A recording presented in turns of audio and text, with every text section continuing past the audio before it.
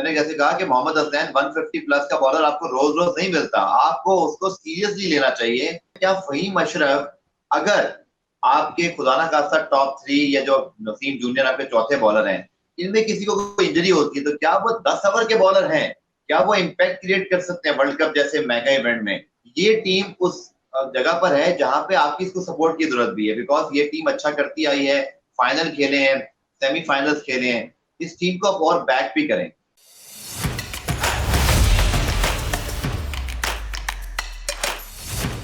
Welcome to sports talk. This is your host Sameer Hamza. आज हम बात करेंगे पाकिस्तान स्क्वाड जो अनाउंस हुआ है for Afghanistan series and Asia cup.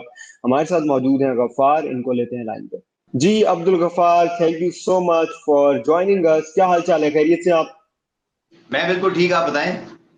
जबरदस्त जबरदस्त। बता दें जी, स्क्वाड आ गया है एशिया कप के लिए और अफगानिस्तान सीरीज के लिए। बहुत सारे नाम जो हैं वो एक्सपेक्टेड थे, लेकिन कुछ ड्रॉप आउट्स हैं जो अनएक्सपेक्टेड थे। तो पहले बात कर लेते हैं पाकिस्तान का जो स्क्वाड अनाउंस हुआ है, कैसे देख रहे हैं आप? कैसी सिलेक्शन लगी आपको? जी बिल्कुल, आई थिंक सबसे मेन बात तो ये है कि जो क्रिकेट सीजन है वो बड़ा शानदार है, एशिया कप, वर्ल्ड कप। और हमें ज्यादा इंतजार इस बात के इसलिए भी है क्योंकि हमारी टीम इस बार बहुत अच्छी है। बहुत अरसे बाद हम एक ऐसे जोन में हैं जहां we are super excited and we are looking, you know, मैं ये नहीं कहूंगा हम फर्म फेवरेट्स हैं, but definitely among the favourites. Asia Cup में तो डेफिनेटली हैं, इवन वर्ल्ड कप में आप देखें ना, ग्लैन मैकग्रा, वरिंदर सहवाग, आप किसी की भी टॉप 4 देख लें, पाकिस्तान इज देयर। पाकिस्तान को सब रेड कर रहे हैं, इस पे सबको माशाल्लाह भी कहना चाहिए, बल्कि मैं तो कह रहा हूँ कुछ सदका वदका भी बीसीबी करा दे, नजर ना लगे हमारी टीम को, क्योंकि जब अच्छा होता है कुछ ना कुछ गड़बड़ हो जाती है। लेकिन आई रियली होप कि इंशाल्लाह सारे मामला ठीक रहें। अब जहां तक स्क्वाड की बात है, आई एम वेरी हैप्पी कि पाकिस्तान क्रिकेट को अगर आप देखो अभी, वैसे यूजली अगर हम जब बात करते रहे हैं, इवन मैं आपके साथ भी शोज करता रहा हूँ, हम कहीं ना कहीं ऐसा लगता था कुछ चीजें मिसिंग है, कुछ चीजें ठीक हो सकती हैं।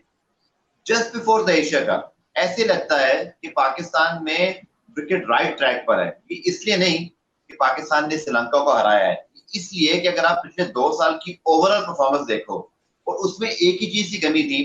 खासतौर पर आपको याद होगा अमीर, हमने उस वक्त बात की थी जब पाकिस्तान न्यूजीलैंड से सीरीज खेल रहा था, पाकिस्तान में होम सीरीज।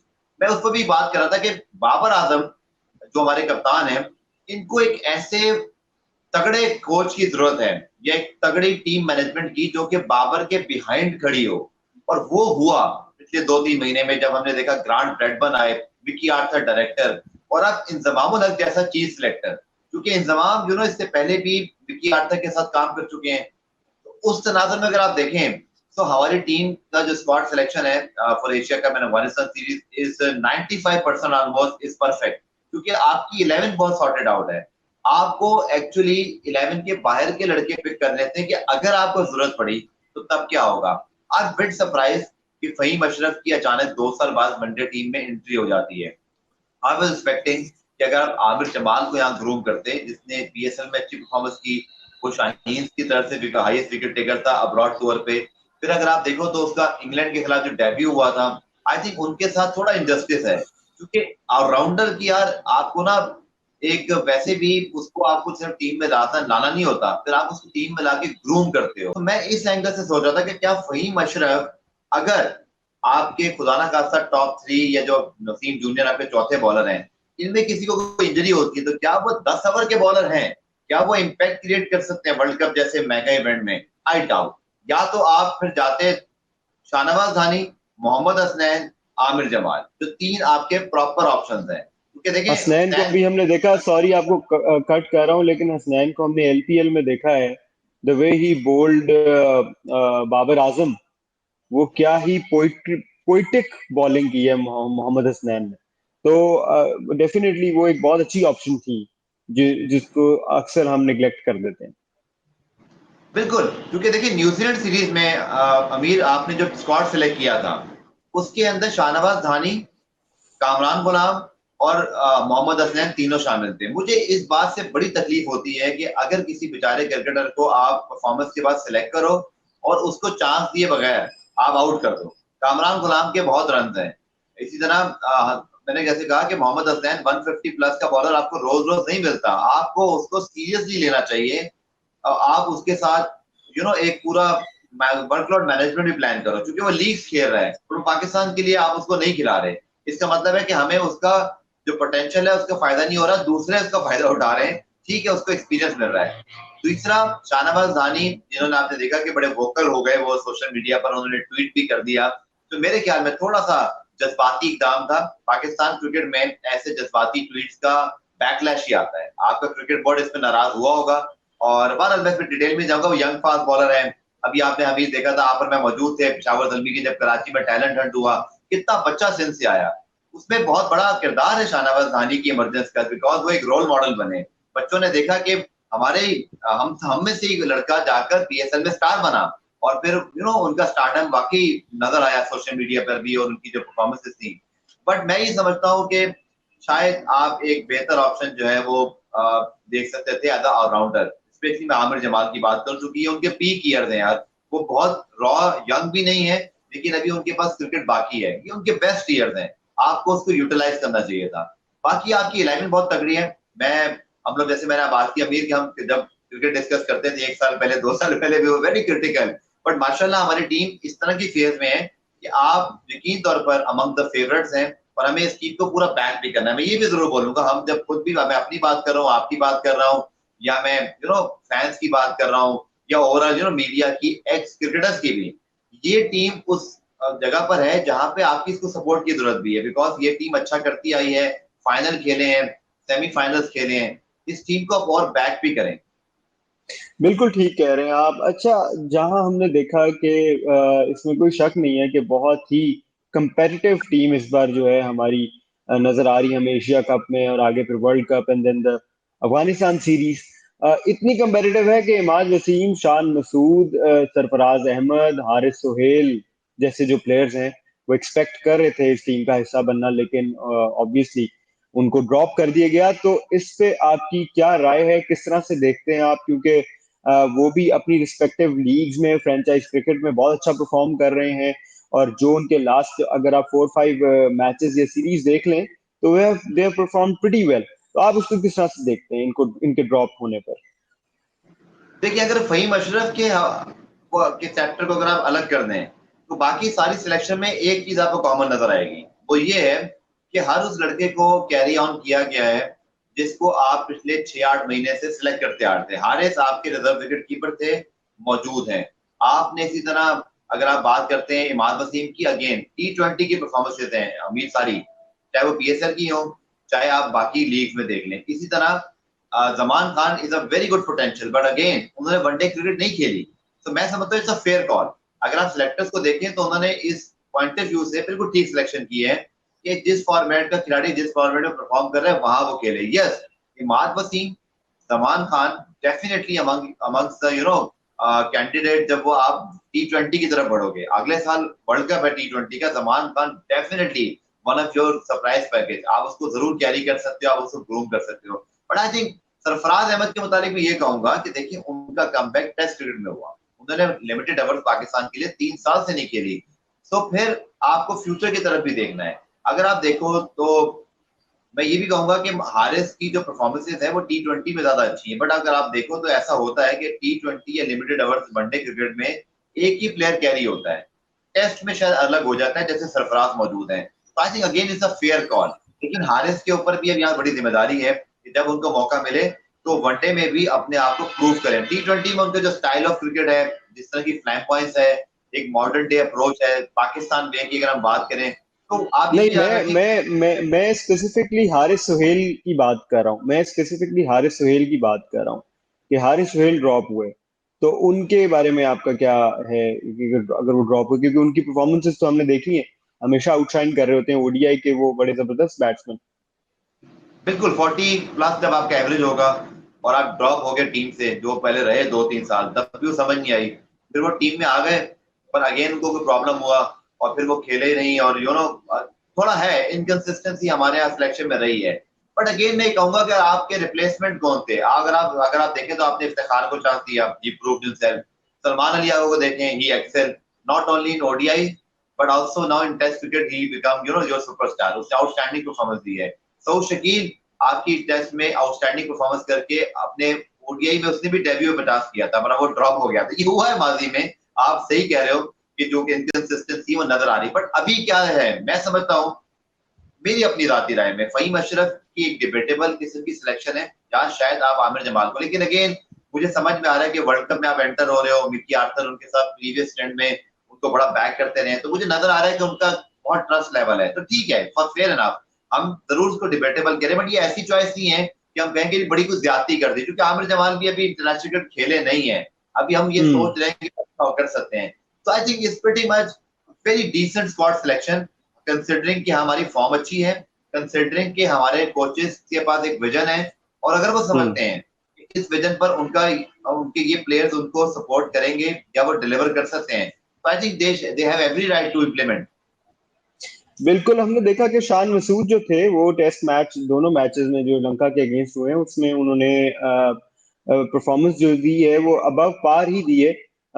तो उस परफॉर्मेंस को रीड करते हुए और उनकी एग्रेशन को देखते हुए the way he played the test matches, आपको लगता है कि उनको शायद फर्स्ट टीम में होना चाहिए था?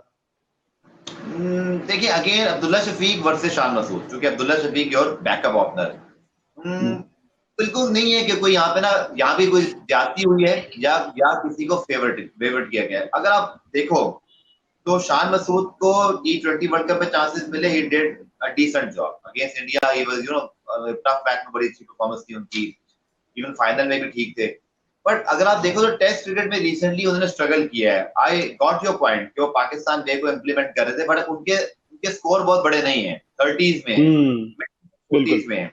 अब्दुल्ला को अगर आप देखो तो टीम मैनेजमेंट ने शायद ये सोचा है कि हमारा वैसे तो टॉप 3 सॉर्टेड आउट है, हमें शायद उनकी जरूरत नहीं पड़नी, क्योंकि हमारे पास जबरदस्त किस्म की परफॉर्मेंसेज है, इमाम की, फखर की, बाबर की, 35 40 100 हैं इन लोगों के बड़े कम मैचेस में, one of the best top 3 वे है, कंसिस्टेंट, बड़े बड़े 100 मारते हैं लोग। मुझे लगता है कि कहीं ना कहीं टीम मैनेजमेंट ने ये भी सोचा है कि अब्दुल्ला शफीक जिस तरह का टैलेंट है और जैसी उसकी फॉर्म है, इसको वर्ल्ड कप में कैरी करते हैं for experience and for future as well, कि ये अगर मे भी ऐसा भी हो सकता है कि अगर आपको टॉप 4 में कहीं रिजवान की कोई इंजरी हो जाती है, कुछ होता है, मे बी हारिस को आप कहीं शफल करके अब्दुल्ला शफीक को एज उसको किसी नंबर पे भी आप खिला सकते हो, कट एंड शॉट। शान एक टॉप ऑर्डर का प्लेयर है, बट अब्दुल्ला शफीक की जो कॉम्पैक्टनेस है, मुझे लगता है कि उसको आप 3 4 पे भी खिला सकते हो। अगेन मैं समझता हूँ कि कोचेस, क्योंकि उन्होंने पाकिस्तान पे इम्प्लीमेंट किया, अच्छे अच्छे रिजल्ट दिए आखिर दोनों सीरीज में, तो शायद वो और इंतजाम बेहतर समझते हैं, क्योंकि शान मसूद ने अपना केस स्ट्रॉन्ग नहीं किया। अगर आप में कोई एक 70 80 कर देते या सलमान आगा की तरह कुछ सेंचुरी करते, तो देखो रीसेंट परफॉर्मेंसेस इम्पैक्ट करती हैं। सऊद शकील टेस्ट की आउटस्टैंडिंग परफॉर्मेंस पर आपके 18वें प्लेयर के तौर पर आ गए अफगानिस्तान सीरीज में, शायद वो खेलेंगे नहीं, बट अगेन ये बड़ा मैटर करता है अमीर कि आपकी रीसेंट परफॉर्मेंसेस किसी फॉर्मेट में क्या है। शान की स्ट्रगल रही कि वो बड़े स्कोर नहीं कर सके, तो मुझे लगता है कि उन्होंने अपना केस थोड़ा वीक कर दिया। बिल्कुल ठीक है जी। मुझे ये बताएं कि Imad Wasim is the candidate जो हम एक्सपेक्ट कर रहे थे कि वो अपनी जगह बना लेंगे ओडीआई स्क्वाड में, लेकिन वो भी ड्रॉप हो गए, तो उस पे स्पेसिफिकली आपका क्या ओपिनियन है? Again I think same logic, क्योंकि इमाद वसीम ने भी वनडे क्रिकेट बहुत सालों से नहीं खेली, और उनकी जो परफॉर्मेंस है अमीर वो T20 में अच्छी थी, यानी पीएसएल में और दुनिया भर की लीग में। बट एक चीज की मुझे बड़ी खुशी है कि अब आपने भी जैसे बात की, Imad Wasim, Sarfaraz Ahmed, even Mohammad Hasnain, Shahnawaz Dahani, and name it one or two as well, आपके बैकअप में अब ऐसे लड़के हैं जिनके पास ना सिर्फ एक्सपीरियंस है, बल्कि आपको लगता है कि they can be a very good replacement if they required at international level. Again Imad Wasim is one of them, क्योंकि नहीं, लेकिन शादाब। गफार भाई किस तरह खेल पाएंगे? इसी तरह की सीरीज होती है ना। फॉर एग्जांपल आपकी अफगानिस्तान के साथ एक सीरीज आई है, तो ये एक अच्छा मौका था उनका एंट्री पॉइंट बनाने के लिए, इमाद वसीम का एंट्री पॉइंट बनाने के लिए, लेकिन अगेन उनको नहीं पिक किया गया। तो आपको नहीं लगता कि थोड़ा फ्रस्ट्रेटिंग है, क्योंकि उनके भी पीक जो है ईयर्स चल रहे हैं इस वक्त, और T20 में उनकी not only the performance but the leadership and presence on the field वो भी बड़ा मैटर करती है। तो डोंट यू थिंक कि अफगानिस्तान में उनको एक मौका दे देना चाहिए था, ताकि एशिया कप और वर्ल्ड कप के लिए हमारे पास ऑप्शंस खुल जाते? क्योंकि अब हम जब जाएंगे वर्ल्ड कप में, तो हम फिर इसी लॉजिक पे बात कर रहे होंगे कि अहमद वसीम की जो है गेम्स ओडीआई में रिसेंटली हमने नहीं देखी। तो क्या आप देखते हैं ये इस सिचुएशन को? देखिए मुझे थोड़ा सा ये लगता है कि आप, क्योंकि एशिया कप भी इक्वली इंपॉर्टेंट है, क्योंकि आप एक चैंपियनशिप खेल रहे हो, और वो भी वर्ल्ड कप से पहले, जहां आपकी जो ना जीत आपको किसी और लेवल पे ले जाएगी और वहां अगर आपको शिकस्तें होती हैं, तो मुझे लगता है टीम मैनेजमेंट का ये सोच रही है कि आप शादाब खान, नवाज भी, चूंकि आप देखें ना पाकिस्तान की इंटरनेशनल क्रिकेट में भी ठीक ठाक गैप आ गया, क्योंकि हमने हम्म। न्यूजीलैंड सीरीज खेली थी, उसके बाद अफगानिस्तान में तो हमने काफी लड़कों का रेस्ट कराया, इवन इमाद वसीम भी T20 खेलने गए थे और उनको वहां चांस मिला। बट ये वनडे फॉर्मेट है, तो मुझे लगता है कि टीम मैनेजमेंट ने जरूर सोचा होगा कि ऑलरेडी देखो ओसामा मीर डिड वेल, क्योंकि वो स्पेशलिस्ट लेग स्पिनर है, टॉल है, 6 फुट 3 इंच उनकी हाइट है, अपने टॉप ऑफ द गेम है, वाइटलिटी ब्लास्ट में जाके परफॉर्म करे, and he can bat as well, again he can bat as well. तो मुझे लगता है कि इमाद वसीम, शायद अगर आप T20 में जा रहे होते, एशिया कप T20 होता या वर्ल्ड कप T20 का होता, तो डेफिनेटली वो बहुत हॉट कंटेंडर थे, but world cup for the ODIs I think Shadab and Nawaz did well enough कि वो अपने प्लेसेस को कैरी ऑन करें। फिर अगर आप देखो तो आपके पास स्क्वाड में इफ्तिखार अहमद जैसा मिड ऑर्डर प्लेयर है, he can bowl as well. Then Salman Ali Agha, another dependable and reliable batting option, he can bowl as well. तो इसीलिए टीम मैनेजमेंट ने अपने, मुझे जो समझ में आता है, आपने 3 call. Spinner, 2 part time, 5 spin option already आपके पास मौजूद हैं। But we are lacking right now कि अगर खुदा ना खास्ता हमारे टॉप 3 फास्ट बॉलर में से कोई इंजर्ड होता है, तो then you have only one choice, Mohammad Wasim junior. उनकी भी 14 इंटरनेशनल मैचेस है सिर्फ। तो मुझे लगता है इसीलिए शायद आप फहीम अशरफ की जगह इमाद वसीम वाले ऑप्शन को अगर कंपेयर करो, तो वहां फहीम या आमिर जमाल की जो सिलेक्शन है वो इसलिए समझ में आती है कि you don't have much fast bowling option. 5 बिल्कुल स्पिन ठीक है। ऑप्शन जिनमें से 3 और 4 तो 11 में ही है, क्योंकि शादाब ने खेलना है, नवाज भी खेलेंगे, डेफिनेटली इफ्तिखार और जो आपके सलमान अली आ गए, इनमें से कोई एक तो 11 में होगा, तो यार 3 ऑप्शन है। तो मुझे लगता है कि अगेन हसनैन, शाहनवाज सानी, आमिर जमाल और इमाद वसीम, ये आपके बहुत अच्छे T20 बैकअप या पोटेंशियल रिप्लेसमेंट हो सकते हैं। और अच्छी बात है, मैं तो कहता हूँ एक के पीछे एक होना चाहिए। जब आप आपके पीछे एक प्लेयर मौजूद है, बैकअप मौजूद है, आप on edge of your seat आप परफॉर्म करते हो। आप ये नहीं समझते कि मेरी प्लेयर जो है ग्रांटेड है या मुझे अब कुछ भी हो जाए। तो इवन आप देखो कि Mohammad Rizwan is a big enough name, is a big name after Mohammad, I think Babar Azam and Shaheen शाफरी इज द बिगेस्ट स्टार भी है, बट जब टेस्ट मैच में परफॉर्म नहीं किया, so he replaced by Safran Ahmed. This is the culture we hmm. need. आप perform नहीं कर रहे, कंसिस्टेंट चांसेस के बावजूद वी हैव अ रिप्लेसमेंट। तो आपके जो शादाब हैं, नवाज हैं, इमाद वसीम, इनके लिए ये एक पोटेंशियल थ्रेट रहेंगे, and it's a good for the team culture कि आपके पीछे एक बंदा मौजूद है और आप अपना बेस्ट परफॉर्म करोगे। और गफार भाई एक और चीज ये है कि जितनी इस वक्त क्रिकेट खेली जा रही है पूरी दुनिया में, और हर साल उसकी रेशो बढ़ती जा रही है, हर साल हम देखते हैं कि नई फ्रेंचाइज क्रिकेट जो है किसी न किसी कंट्री में अनाउंस हो जाती है। तो बैकअप्स जो हैं अब तो वो मेरा ख्याल है वो रोटेशन टीम है। टेक्निकली हम फुटबॉल में देखते थे कि मैनेजर जो है अगर एक हफ्ते में 3 मैचेस आ जाते थे तो वो रोटेशन करते थे स्क्वाड में। तो आई थिंक के बैकअप होना जो है वो अब वो उस तरह से नहीं है। अब तो आपको बहुत सारी अपॉर्चुनिटीज जो है वो मिल जाती हैं ड्यूरिंग इवन अ टूर्नामेंट। अगर आपका हो रहा हो तो उसमें आपको चांस बन जाता है कि आपका प्लेयर कॉल अप होता है और वो सारा मामला होता है। तो यूर एब्सोल्युटली राइट और जस्टिफाइड है जी, क्योंकि इमाद वसीम का जिनसे कंपैरिजन किया जा रहा है वो डेफिनेटली ऑन पेपर देखा जाए तो फॉर्म वाइज भी एक्सपीरियंस वाइज भी वो बेहतर है। प्रिडिक्शन की तरफ चलते हैं। क्या प्रिडिक्ट कर रहे हैं, बैटिंग ऑर्डर की बात कर लेते हैं। बैटिंग ऑर्डर क्या प्रिडिक्ट कर रहे हैं आप टॉप 5, क्योंकि ये भी बहुत ज्यादा डिस्कशन होती है। रिसेंटली हमने देखा कि मोहम्मद रिजवान का सुनने में आ रहा था, बल्कि आप ही के शो में हमने देखा कि कहा नॉमिनेट किया गया कि अगर वो ओपनर आए तो बहुत इम्पैक्ट क्रिएट कर सकते हैं। तो आप किस तरह से प्रिडिक्ट कर रहे हैं हमारा लाइनअप टॉप 5 का? देखिए पहली मरतबा बड़े अरसे बाद हमारी तो पूरी 11 ही प्रिडिक्टेबल है, और आई थिंक हम्म। बड़े आराम से बना सकते हैं। अगर आप देखें तो इमाम, फखर और फिर बाबर जो है आपके टॉप 3 हो गए, रिजवान नंबर 4 पे, इफ्तिखार नंबर 5 पे, सलमान अली अगर नंबर 6 पे, देन शादाब, नवाज जो आपके 2 ऑलराउंडर, क्योंकि आपकी टीम की बहुत बड़ी बैकबोन है ये। आपके 7वें 8वें नंबर पे 2 genuine match winner batting allrounder भी मौजूद हैं, बॉलिंग ऑलराउंडर, क्योंकि 10 ओवर भी कर सकते हैं and they can hit a bit और टू, और वो मैच को फिनिश भी कर सकते हैं। देन आपके पास 3 जेन्युइन फास्ट बॉलर, यानी कि शाहीन, वर्ल्ड क्लास, हारिस और फिर नसीम शाह। आई थिंक इट्स अ ब्रिलियंट 11। ये 11 दुनिया की किसी भी ग्राउंड पर किसी भी टीम को हरा सकती है। I am very confident about it. लेकिन अगेन आप वाली बात से मैं यहाँ पे टोटली एग्री करता हूँ। ये जरा जरूर हमें देखना पड़ेगा कि इस वर्ल्ड कप में क्रिकेट बहुत लंबी है, 9 मैचेस आपको खेलने हैं, 10 टीमें हैं, और ये सब टीमें एक दूसरे से खेलेंगी। तो क्या 9 मैचेस में, 9 के 9 मैचेस में पहले मैच से लेकर आखिर तक आपके तमाम लड़के फिट रहेंगे? क्या वो उस एनर्जी से जिस मैच में पहले मैच में परफॉर्म कर रहे हैं, क्या आखिरी मैच में परफॉर्म करेंगे? ये बड़ा दिलचस्प होगा। आई थिंक बहुत सारी टीमें आप देखोगे, या तो अगर आप देखें तो अगर आप ऑस्ट्रेलिया की मिसाल लें तो ऑस्ट्रेलिया ने रिसेंटली अपने तमाम फास्ट बॉलर को रेस्ट करवा दिए, उन्होंने एक बी टीम भेज दी ऑलमोस्ट अपने इंटरनेशनल टूर पे। पाकिस्तान ने अपने लड़कों को इस वक्त लीग क्रिकेट खेलने की इजाजत दी हुई है, जिसके ऊपर बात हो रही है कि आइंदा हम सेंटर कॉन्टैक्ट इतने तगड़े रखें। बिकॉज देखिए, जैसे आपने मिसाल दी अमीर, फुटबॉल बन गया है, क्रिकेट ऑलरेडी बन गया है, क्योंकि अब दुनिया के हर कोने में लीग क्रिकेट हो रही है, बड़ा पैसा है जी। आप अमेरिकन लीग की बात भी कर लें, यूएस में जो लीग हो रही है वहां भी बहुत पैसा आ रहा है, आपके पास दुनिया की और 7-8 लीग हैं। तो अब आपको प्लेयर्स को दो तरह से मैनेज करना है, या तो आप उनके पैसे आईपीएल की तरह इतने बढ़ा दें कि उनको कंपनसेट करें कि उनको दुनिया में एक आध लीग खेलने के अलावा जरूरत ना पड़े।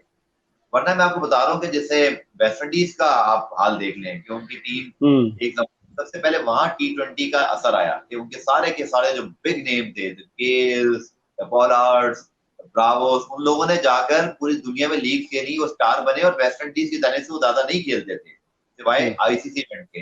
अब वेस्ट इंडीज को 2 वर्ल्ड कप मिल गए, वो इतनी बड़ी जनरेशन थी उनकी, उनको 2 T20 वर्ल्ड कप मिल गए, बट उनके पास बैकअप नहीं बने, क्योंकि वो कल्चर खत्म होता गया। अभी भी आप देखो तो उनके लड़के आपको T20 में कहीं ना कहीं खेलते नजर आएंगे। तो हमें बहुत केयरफुली खेलना पड़ेगा, देखना पड़ेगा, क्योंकि आप देखें दुनिया में ये भी हो गया कि बहुत सारी जो फ्रेंचाइज हैं उनकी 3-3 टीमें हैं दुनिया की बाकी लीग में। Now they are start offering the multiple contracts. तो अब आपको बहुत बहुत होना है, आपके पास एक अच्छी टीम मौजूद है, but I think you need to manage them very well. आपको इन लड़कों को जो है वो संभाल के यूज करना है।